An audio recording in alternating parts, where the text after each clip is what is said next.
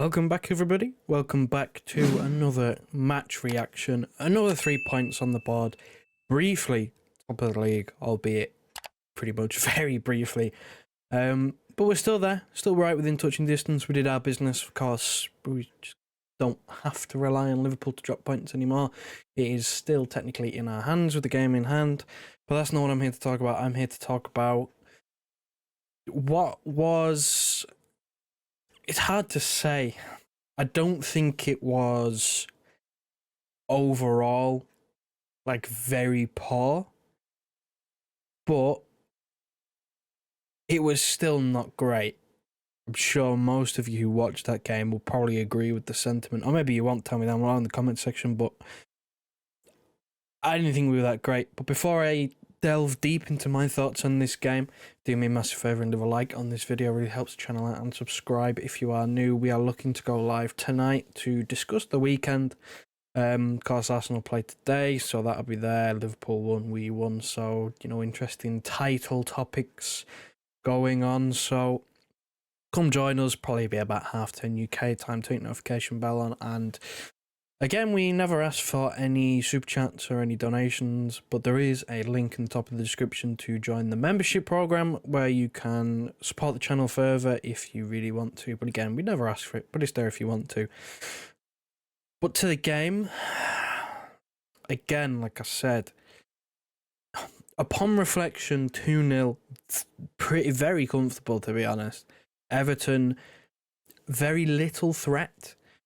Clean sheet, which is something that we don't often come across, because we defended pretty well for the most part, although again Everton didn't really trouble too much.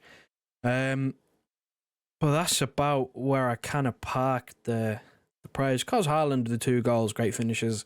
The second one, pretty much all his own work and everything, and I might come back to that point to shed a light on now at the end, but the main topic I want to discuss is the team selection. It's just bonkers.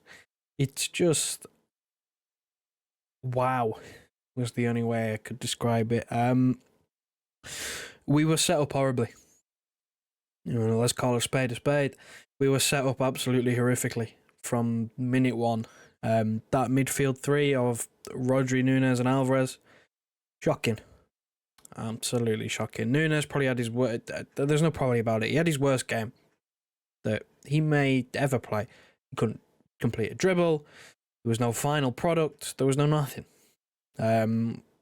Alvarez, I don't even know where to start with Alvarez. I mean, he's just not a midfielder. His touch is off. It always bounces 5 yards. He's not creative.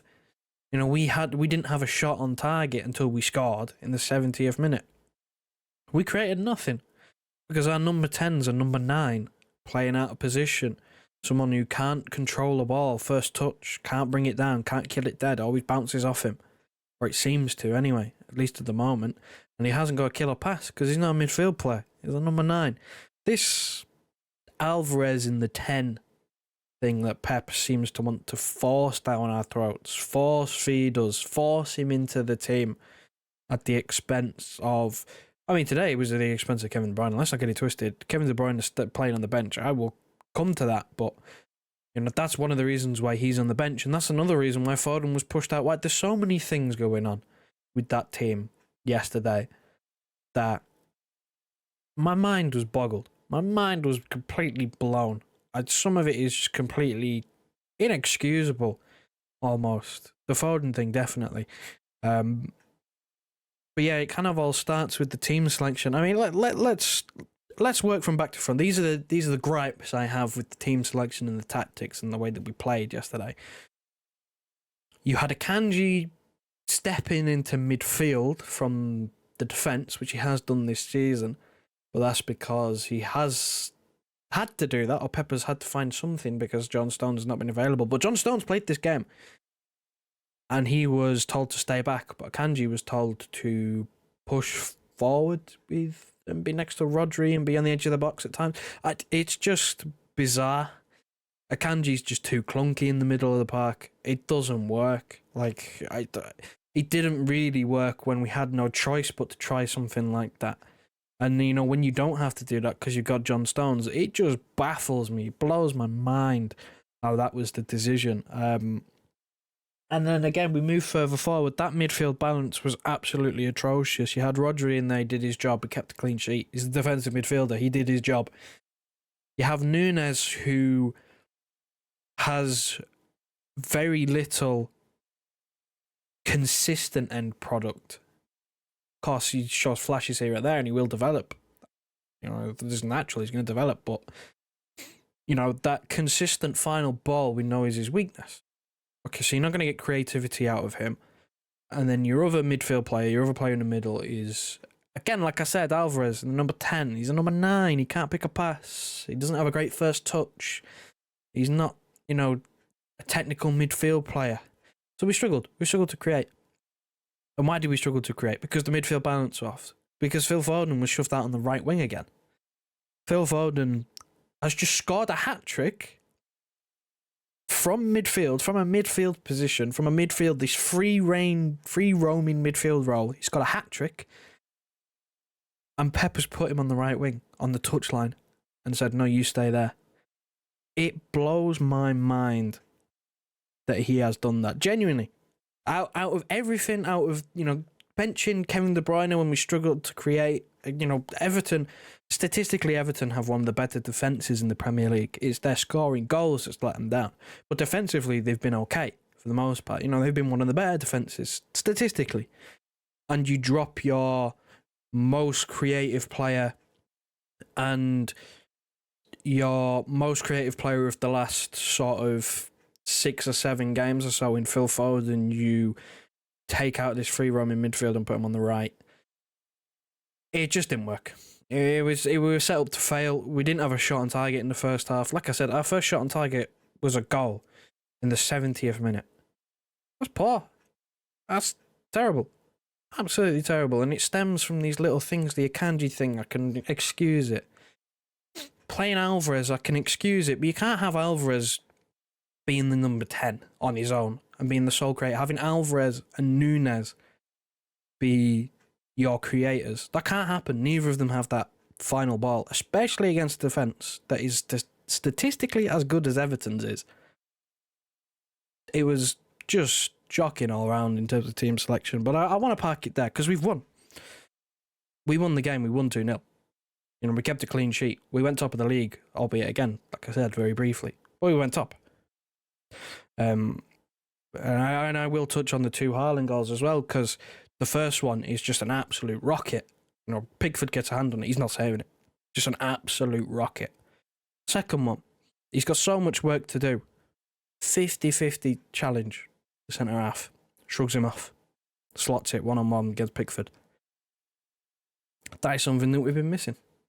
That's what he brings to the team. He brings the goals. He didn't really get too involved in the game because we struggled to create, but he's come out with 2 goals and we won 2-0. That's what he does. That's what Pep said he does. He wins games. It doesn't necessarily make us play better, but he wins us games. And that's what he did today. He won us the game defensively as well. Won us the game. We were really solid.